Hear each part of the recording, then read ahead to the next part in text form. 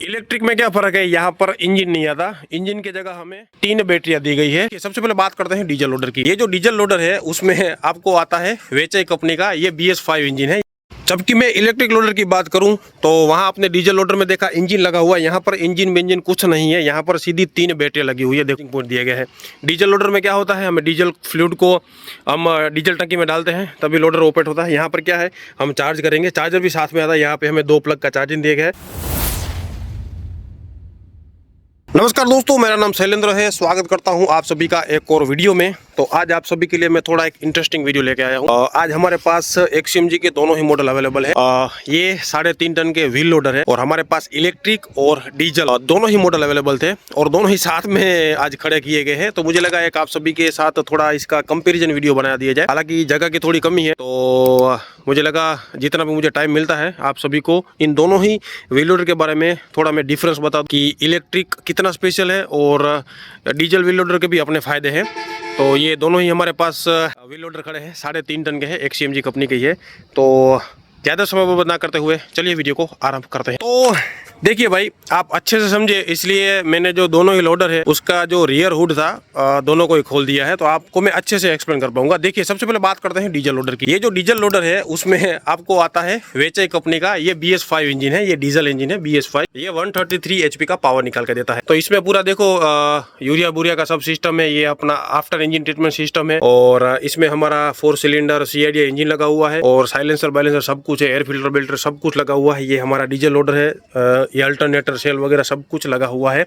तो ये टिपिकल हमारा डीजल इंजन है जो कि रनिंग में भी आता है। जबकि मैं इलेक्ट्रिक लोडर की बात करूं तो वहां आपने डीजल लोडर में देखा इंजन लगा हुआ है, यहाँ पर इंजन बेंजन कुछ नहीं है, यहाँ पर सीधी 3 बैटरियां लगी हुई है। देखो यहाँ पर हमारी 3 बैटरी है, 1 2 3। इससे कैसे काम होगा, हम इसको चार्ज करेंगे यहाँ से। देखो हमें यहाँ चार्जिंग पॉइंट दिया गया है। डीजल लोडर में क्या होता है, हमें डीजल फ्लूइड को हम डीजल टंकी में डालते हैं तभी लोडर ऑपरेट होता है। यहाँ पर क्या है, हम चार्ज करेंगे, चार्जर भी साथ में आता है, यहाँ पे हमें 2 प्लग का चार्जिंग दिया गया है।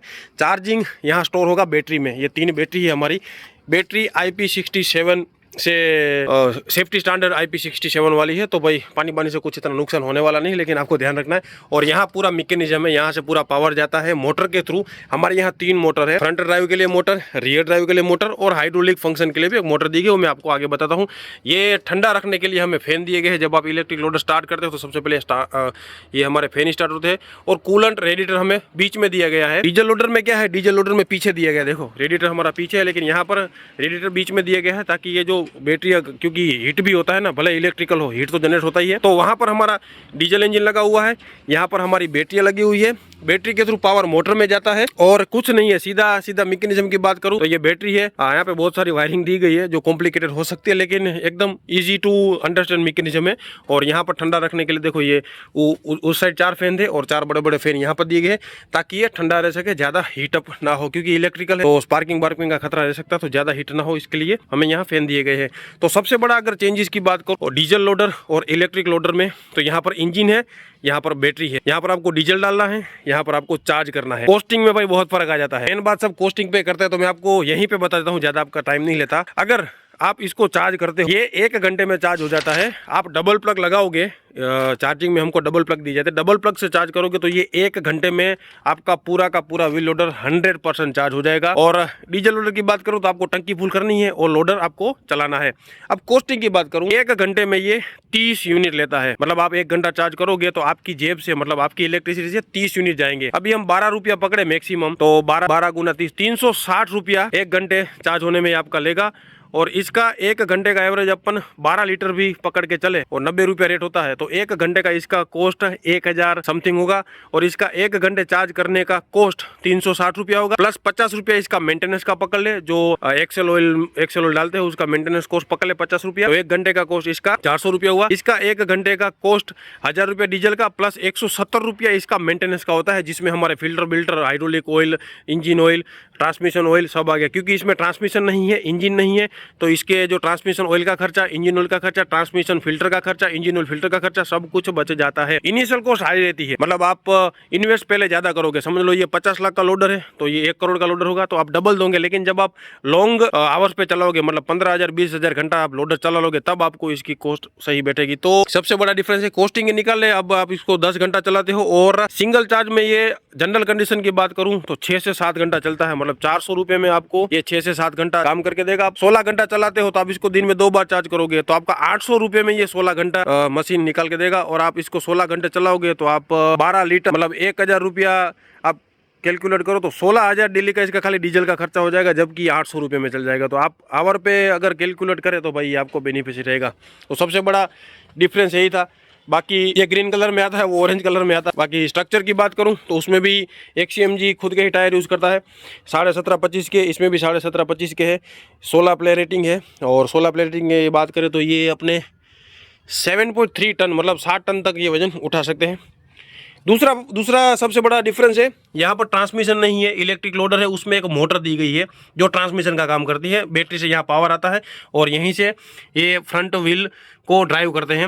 रियल ड्राइव के लिए भी एक मोटर है और फ्रंट ड्राइव के लिए भी एक मोटर है। टोटल 3 मोटर है, 2 ड्राइव करने के लिए और एक हाइड्रोलिक फंक्शन आप देख रहे हो उसके लिए। डीजल लोडर में क्या है मैं आपको बता देता हूँ। यहाँ पर आता है ट्रांसमिशन, हमारा ये डीजल लोडर है, मेरा ट्रांसमिशन ये XCMG कंपनी का खुद का ही है। तो इसमें आपको ऑयल डालना पड़ेगा, इसका फिल्टर है और इसको आपको मेंटेन भी करना होगा। तो मेंटेनेंस कॉस्ट तो ज्यादा ही आएगी इसमें। देखो ये सब कुछ आपको तामझाम करना पड़ता है। हाइड्रोलिक पंप तो आ गई है, उसमें भी हाइड्रोलिक पंप आता है, लेकिन वो मोटर से ड्राइव है, ये ट्रांसमिशन से है। ट्रांसमिशन डालने के लिए यहाँ पर कैप भी दी गई है और यहाँ पर ऐसा कुछ तामझाम नहीं है। दूसरा बेनिफिट है, ये वजन की बात करूं तो ये 10.5 टन का है। इसका ऑपरेटिंग वेट 11.5 मतलब 11,700 का, तो 1200 किलो वजन में भी भारी है।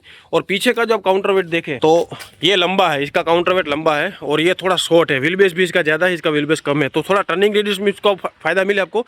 लेकिन इनिशियल कॉस्ट बात करूं तो इसमें हाई रहेगी, लेकिन रिटर्न आपको ज्यादा मिलने वाला है। तो ये हमारा इलेक्ट्रिक लोडर है, ये हमारा डीजल लोडर है। मेन कॉस्टिंग पे ही बात आती है, जो मैंने डीजल कॉस्ट का आपको बताया, इसका 12 लीटर भी पर घंटे का कंजप्शन पकड़ के चलो तो भाई आपकी कॉस्ट 16,000 चलती है। अगर आप 16 घंटे चलाते हो, 10 घंटे चलाते हो तो 10,000 जितनी कॉस्ट रहेगी। बाकी लुक में, बिल्ड क्वालिटी में ये थोड़ा हेवी लगता है। डीजल लोडर से आप देख सकते हो, कैमरे पे शायद आपको इतना ना हो, लेकिन इनिशियल तो भाई देखने में काफ़ी बल्कि लगता है। बकेट कैपेसिटी दोनों में सेम है, 2.1 क्यूबिक मीटर का दोनों में ही GP बकेट आता है, 3.5 क्यूबिक मीटर का दोनों में ही खोल बकेट आता है, 1.8 क्यूबिक मीटर का दोनों में ही HD बकेट दिया जाता है। टायर साइज की सेम है। इसमें आपको हर 250 घंटे पे एक्सेल ऑयल चेंज करना होगा। उसमें आपको axle oil, engine oil, transmission oil, इसमें AC के फिल्टर चेंज होंगे, उसमें भी AC के फिल्टर चेंज होंगे। उसकी पर घंटे की मेंटेनेंस कॉस्ट 170 रुपया है। इसकी पर घंटे की मेंटेनेंस कॉस्ट सिर्फ और सिर्फ 50 रुपये है। तो आप 2000 घंटे भी चला लो और 50 इंटू कर दो तो भी आपको ये बेहतरीन कॉस्ट में पड़ता है। इनिशियल कॉस्ट ज़्यादा है, हाई इन्वेस्टमेंट है, लेकिन जब आप इसको 15,000 20,000 घंटे चला लोगे भाई तभी आपको बेनिफिट। अभी लोगों को इतना दिमाग में नहीं आ रहा, लोग इसमें इतना जा नहीं रहे, लेकिन मुझे उम्मीद है फ्यूचर में ये आगे काम करेगा। अभी आप बोलोगे भाई वारंटी की बात करूं तो जो डीजल लोडर है उसमें 1 साल 2000 घंटे की वारंटी है। इसमें आपको 5 साल 10,000 घंटे की बैटरी की वारंटी मिलती है। ये जो हमारी बैटरी है उसमें 5 साल 10,000 घंटे की बैटरी की वारंटी मिलती है। 1 साल 2000 घंटे पूरा मशीन की, लेकिन बैटरी की वारंटी आपको 10,000 घंटे की मिल जाती है। अब आप बोलोगे भाई बैटरी की लाइफ क्या है, तो हमें कंपनी ने बताया है कि 25,000 घंटे तक बैटरी को कुछ नहीं होता। 25 से 30,000 घंटे तक बैटरी आराम से चल जाती है अगर आप अच्छे से मेंटेन करो तो। अब 25 से 30,000 घंटे बाद अगर आप बैटरी चेंज करने जाते हो तो कॉस्ट 60 से 70 लाख रुपए जाती है। लेकिन कंपनी ने ऐसा बोला अगर सेल आप चेंज करते हो तो वो भी आपको, इसके अंदर सेल आते हैं, बैटरी के अंदर सेल लगे हुए, अगर सेल भी आप चेंज करते हो तो इनिशियल कॉस्ट आपकी कम रहेगी। लेकिन 2 से 3 साल बाद जब आपका लोडर वो स्थिति में पहुंच जाएगा तो बैटरी की कॉस्ट और कम हो जाएगी, क्योंकि इंडिया में भी बैटरियां मैन्युफैक्चर होने लगी है तो उसकी भी कॉस्ट कम आ जाएगी। शायद इलेक्ट्रिक लोडर भी कॉस्ट में कम आ जाए। अभी इसकी कॉस्ट ज्यादा, क्योंकि ये पूरा चाइना से इंपोर्ट होता है, ये हमारा इंडिया में बनता है। ये made in India wheel loader है और ये चाइना से सीधा इंपोर्ट किया हुआ व्हील लोडर है। बाकी स्पेसिफिकेशन की बात करूँ तो ये भी 3.5 टन का है, ये भी 3.5 टन का है। लोडिंग कैपेसिटी दोनों में ही सेम ही मिल जाती है। इनिशियल कॉस्ट आपको इसमें ज़्यादा है, लेकिन ओइंग कॉस्ट आपको इसमें कम पड़ेगी जब आप इसको लॉन्ग टाइम पे चलाओगे। तो ये था XCMG 938 डीजल लोडर और XCMG XC938 electric wheel loader का डिटेल में कंपैरिजन दोनों की मैंने आपको मैकेनिज्म बता दिया। ये BS5 यूरिया बुरिया पूरा सब इसमें है। इसमें यूरिया का कोई मगज मरा नहीं, इलेक्ट्रिकल है, आपको थोड़ा बहुत संभाल के चलना पड़ेगा। लेकिन मैं अगर आपको सजेस्ट करूँ, आपका खुद का काम है, आप कैप्टिव यूज़र हो, आपका खुद का क्रशर है, आपका खुद का माइंस है, तो आपको ये इलेक्ट्रिक लोडर में जाना चाहिए। हालांकि इनिशियल कॉस्ट ज़्यादा रहेगी, लेकिन टाइम टू टाइम जब आप बढ़ोगे तो शायद कॉस्टिंग कम हो। आपको ये वीडियो कैसा लगा मुझे आप कमेंट करके बता सकते हो। Thank you.